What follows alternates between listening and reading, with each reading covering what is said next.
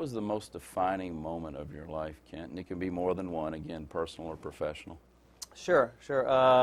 Also, one thing I forgot to add, No, Coach go ahead. Dick Belmere was my track coach at, right. at Ballard. I did leave you out, Coach, And so. he was kind of the third influence, Yeah. I would say. And he got me to work hard back in the early days. And when times were tough, I just kind of went back into that mode of working hard and not worrying about things.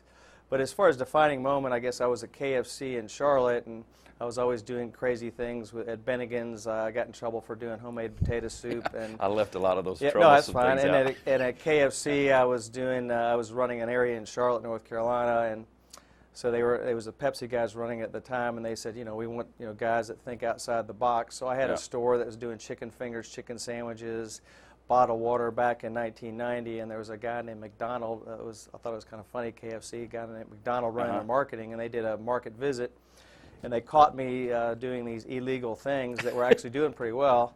Oh, and wow. so I got in trouble, and so the regional manager in Atlanta called me, and he came and visited me and threatened my job and said, hey, maybe you don't fit the corporate thing here at KFC, and maybe you ought to try something on your own. And he actually gave me this book, Really? 7 Habits of Successful People. So I read that, and then I decided to go and look for some investors for some of these crazy ideas I had.